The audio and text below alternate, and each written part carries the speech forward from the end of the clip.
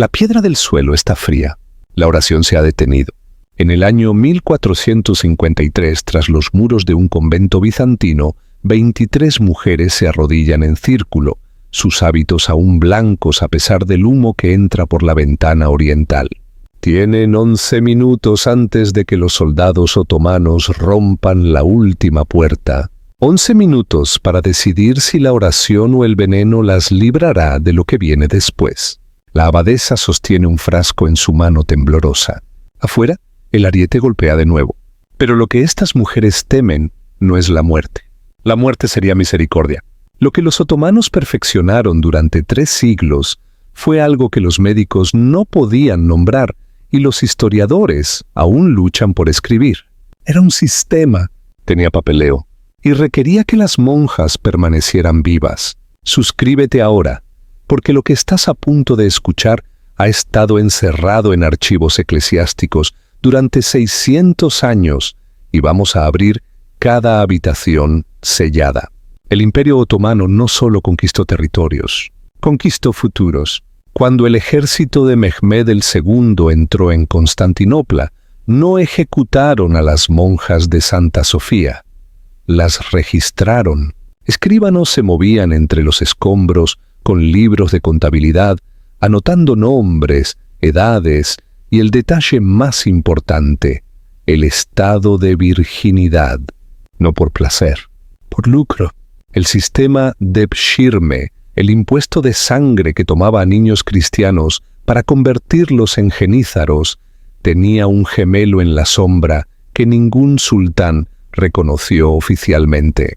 Se llamaba el Kilim Haremi, el harén de tejido, y era donde desaparecían las monjas vírgenes. No en burdeles, en talleres imperiales, en fábricas patrocinadas por el Estado donde su único producto era el dolor y su única oración era el silencio. El primer convento en desaparecer por completo fue en Tracia, en 1362, 40 mujeres. No se encontró ni un solo cuerpo, solo una capilla vacía y una orden de compra de 40 telares. Pero esto no empezó con Mehmed. Empezó 91 años antes con un solo error. El año es 1372, Edirne acaba de caer. Un comandante turco llamado Lala Shahin está en la capilla de un monasterio griego ortodoxo. Las monjas se han atrincherado dentro y sus hombres están impacientes. Lala Shahin es un hombre práctico. No quiere mártires. Los mártires crean historias y las historias crean resistencia. Quiere obediencia, así que hace una oferta. Renuncien a su fe, acepten el Islam y sirvan al imperio con dignidad. La abadesa escupe a sus pies. 23 mujeres repiten su desafío. Lala Shahin asiente. No las mata. Las hace despojarse y las examina un médico. 19 son confirmadas vírgenes. Esas 19 son encadenadas, encapuchadas y marchadas al norte. Las otras 4 son liberadas. Cuando regresan a su aldea y cuentan su historia, nadie les cree. Porque lo que los turcos hicieron con esas 19 monjas fue peor que la violación y más lento que la ejecución. Las convirtieron en seda. El Imperio Otomano funcionaba con textiles. La seda, la lana y el algodón eran la sangre de su economía, financiando guerras, palacios y la vasta burocracia que mantenía a 30 millones de personas bajo una sola corona.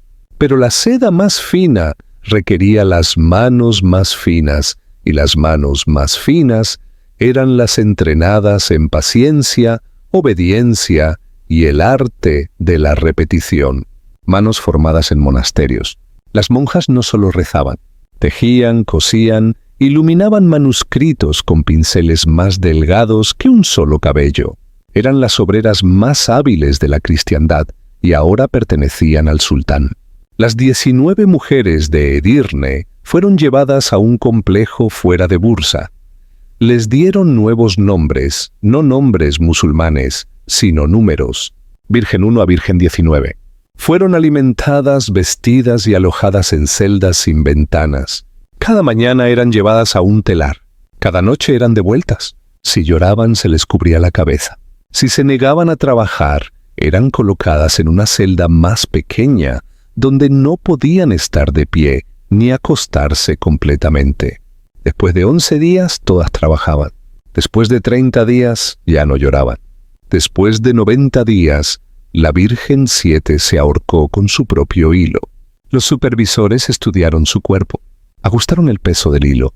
La Virgen 7 fue reemplazada por la Virgen 20. Pero la crueldad no era el trabajo. La crueldad era la promesa. Cada 6 meses, cada monja era examinada nuevamente. Si seguía siendo virgen, continuaba trabajando. Si había sido violada, incluso por la fuerza, incluso en la noche por un guardia que nunca vio, era declarada impura y transferida. ¿Transferida a dónde? Los registros usan una sola palabra: arir. Granjas de seda. No eran talleres, eran criaderos de gusanos de seda, cámaras húmedas apestando a hojas de morera y suciedad de insectos, donde las mujeres trabajaban turnos de 16 horas, recolectando capullos en casi total oscuridad. Esperanza de vida, 14 meses. Pero si una monja permanecía intacta, si preservaba lo único que el imperio valoraba además de su trabajo, podía permanecer en la casa de tejido, permanecer humana, permanecer cuerda. Los otomanos no necesitaban amenazarlas. El sistema se amenazaba solo. Cada monja vigilaba su propio cuerpo con la paranoia de una prisionera esperando ejecución. Dormir se convirtió en terror. Un roce de tela en la oscuridad se volvía catástrofe. Dejaron de sangrar. Los médicos lo registraron. El miedo crónico había convertido sus cuerpos en piedra. El imperio había convertido la virginidad misma en un arma. Y luego lo escalaron. Para 1402 había 14 complejos de Kilim Haremi operando en toda Anatolia y los Balcanes. Los otomanos llevaban registros meticulosos. Sabemos por un solo libro de contabilidad sobreviviente, descubierto en un archivo de Belgrado en 1998, que la instalación de Bursasola procesó a 473 mujeres cristianas entre 1389 y 1421. Procesadas. Esa es la palabra usada. No empleadas. No convertidas, procesadas.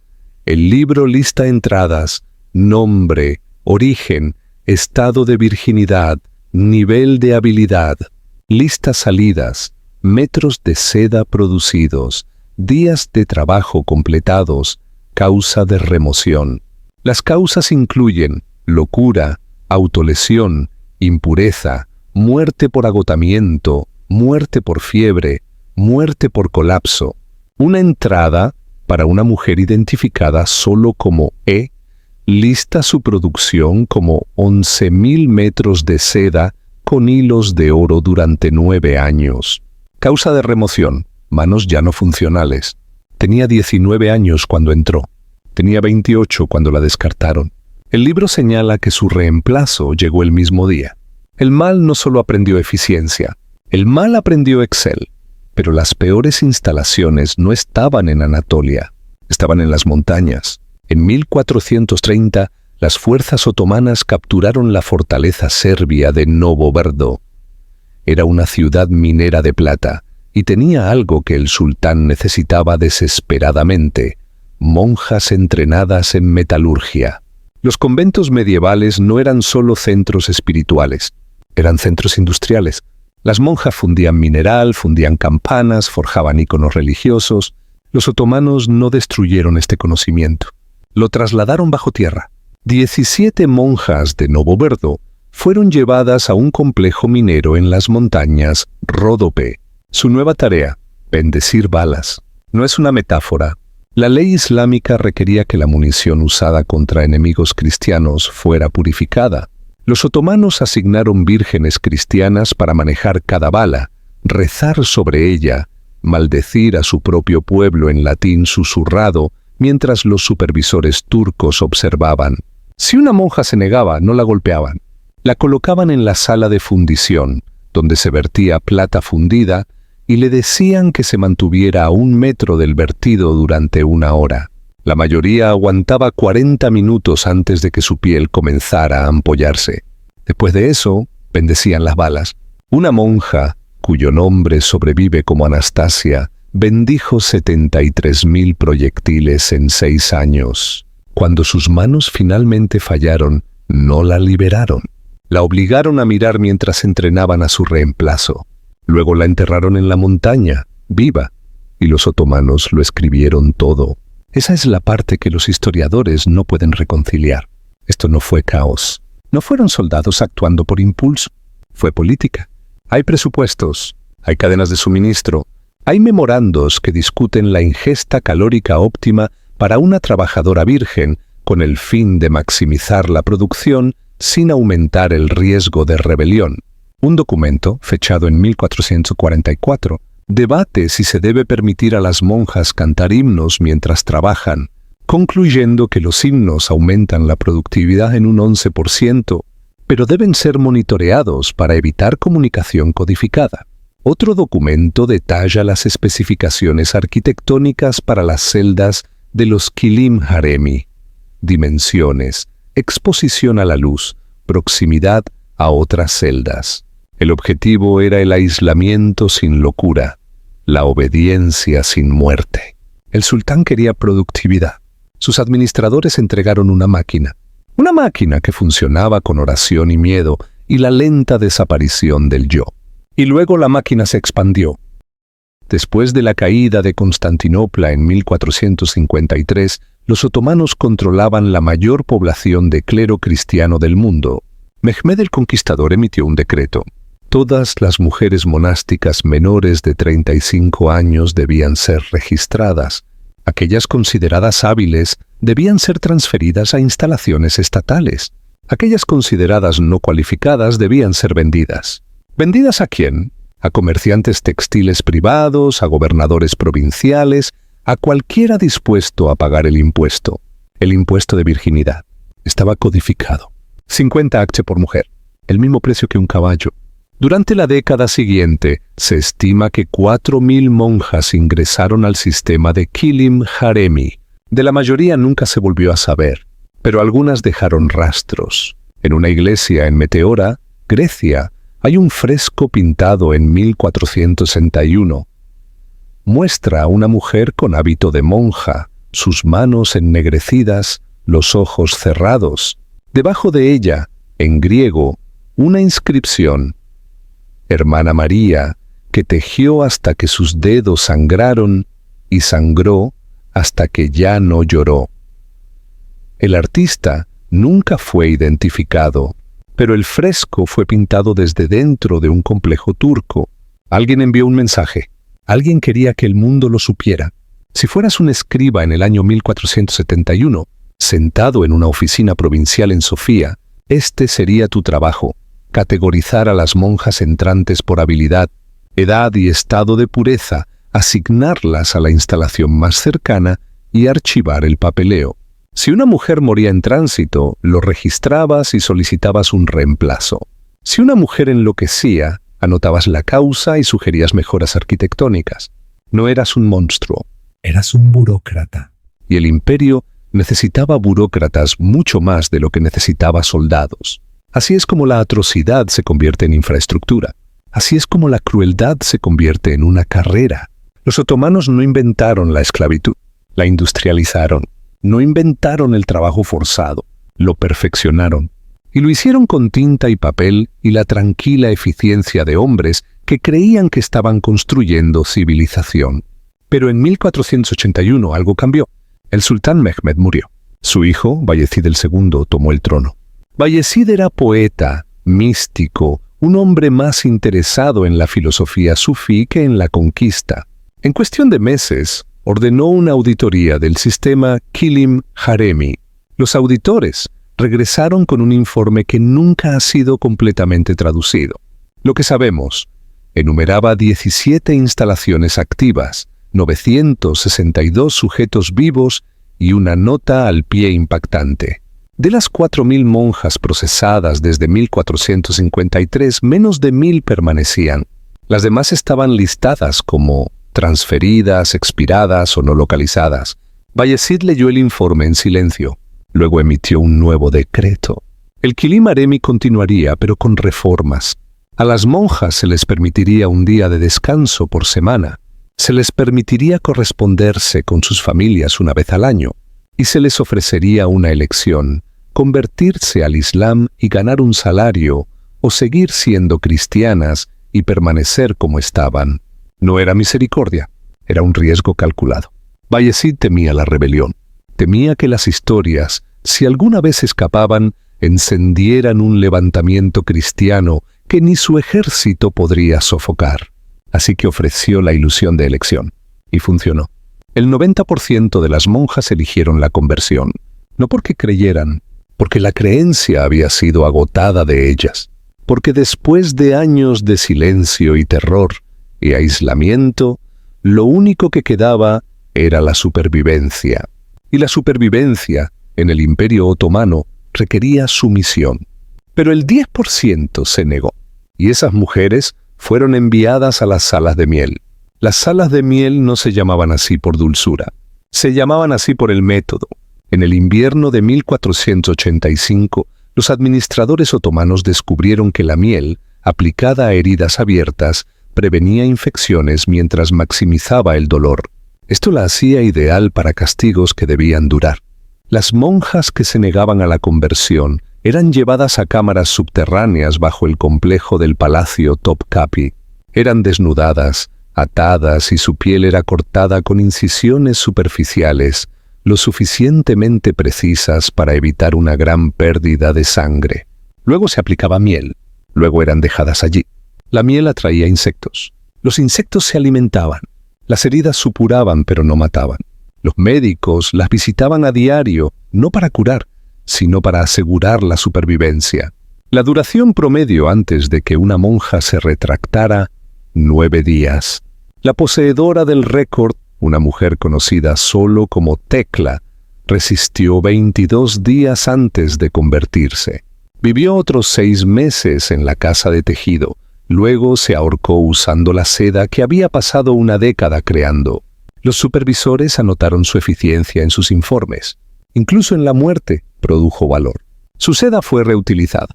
Su cuerpo fue quemado y su nombre fue borrado del libro. El sistema Quilim Haremi operó durante otros 130 años. No terminó por moralidad, no terminó por rebelión, terminó por economía. Para 1620 el mercado textil global había cambiado. Los molinos europeos producían seda más barata usando máquinas. El Imperio Otomano ya no podía justificar el costo de mantener los complejos de Quilim Haremi, así que los cerraron, no gradualmente, todos a la vez. En la primavera de 1621, los administradores recibieron órdenes de liquidar todas las instalaciones en un plazo de 90 días. Liquidar. La palabra aparece en 4 documentos diferentes. ¿Qué pasó con las monjas que aún estaban dentro? Los registros están incompletos. Algunas fueron liberadas, algunas fueron transferidas a propietarios privados, y algunas simplemente desaparecieron de los libros de contabilidad por completo, sus últimas entradas marcadas con un solo símbolo que los archivistas aún no pueden traducir. Parece una puerta cerrada. Los complejos fueron desmantelados, las piedras reutilizadas, las forjas fundidas. Para 1625, no quedaba evidencia física de que el sistema hubiera existido. Solo libros de cuentas, solo libros enterrados, solo historias susurradas en aldeas griegas sobre mujeres que desaparecieron en el imperio y nunca regresaron. Y durante 300 años, los historiadores ignoraron esas historias. Fueron descartadas como propaganda, como exageraciones, como los mitos febriles de un pueblo conquistado desesperado por vilipendiar a sus conquistadores. Hasta 1998, cuando un estudiante de posgrado en Belgrado abrió una caja marcada como registros de impuestos eclesiásticos y encontró otra cosa. Encontró el libro, encontró los nombres, encontró los números, encontró pruebas. El Imperio Otomano no solo borró a sus víctimas, las archivó. Y ahora el archivo está abierto. Entonces, ¿qué hacemos con esto? ¿Qué hacemos con el conocimiento de que los imperios no solo conquistan tierras, conquistan identidades, futuros y la misma capacidad de resistir? ¿Qué hacemos con el hecho de que la crueldad no fue incidental sino estructural, diseñada por hombres educados que regresaban a sus familias y dormían tranquilamente porque creían que servían a Dios y al sultán y al inevitable avance de la civilización? Recordamos, no de la manera en que los imperios quieren que recordemos, con estatuas y gloria y la narrativa higienizada del progreso. Recordamos de la manera en que las víctimas querrían que recordáramos, con sus nombres, con sus números, con los fríos suelos de piedra y los telares y la miel y el silencio. La historia no se repite, pero sí audita. Espera hasta que creemos haber enterrado los cuerpos lo suficientemente profundo. Luego nos entrega un libro de cuentas y nos pide que lo leamos. Si quieres más historia sacada de las sombras, suscríbete. Abrimos un archivo sellado cada semana, porque el pasado no está muerto, ni siquiera es pasado. Solo está esperando a alguien lo suficientemente valiente como para mirar. La abadesa nunca bebió el veneno. Los soldados irrumpieron, y lo que pasó después no está en ningún libro de texto. Pero está en el libro de cuentas. Virgen 24 a Virgen 46, todas del mismo convento, todas procesadas el mismo día, y todas siguen esperando a que alguien diga sus nombres.